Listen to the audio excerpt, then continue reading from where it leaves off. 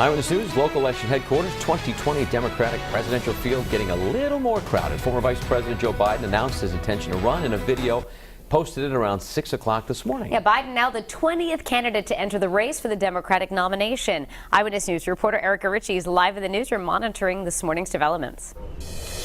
Well, Danielle and Patrick, this here on the monitor is the tweet that the former vice president put out, as you mentioned, just about an hour ago, where he made that announcement. He says, "I am announcing today my candidacy for president of the United States, hashtag Joe 2020. This is what many were speculating was going to happen for months. Even Biden himself hinting at a potential White House run at a fundraiser in Delaware last month. The video announcement that comes within this tweet here is what clues us in at what finally made him decide to jump in this race.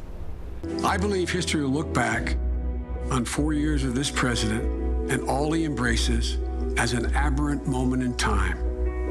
But if we give Donald Trump 8 years in the White House, he will forever and fundamentally alter the character of this nation, who we are, and I cannot stand by and watch that happen." The video runs about 3.5 minutes, and it promotes the former vice president as a roadblock to President Trump. Biden tees up his announcement with the recollection of the March of White Supremacists at the University of Virginia in August of 2017. You might remember that was an effort to oppose a plan to remove a statue of Robert E. Lee from a city park. It was the comments the president made following that incident, Joe Biden says, that got him thinking about his place in the 2020 race. And our political analyst, Joe Fleming, believes Biden has a strong place in it, so long as he works hard now to overcome some obstacles.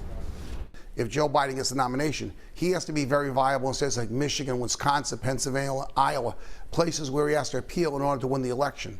Joe Biden normally appeals to white middle-class voters, which were big supporters of Donald Trump 4 years ago. And at 76 years old, Joe Biden is the second oldest candidate in the Democratic race. Again, he's alongside 19 others. He's just 1 year behind who Fleming calls his closest rival, and that's Bernie Sanders. Live in the newsroom, I'm Erica Ritchie, Eyewitness News.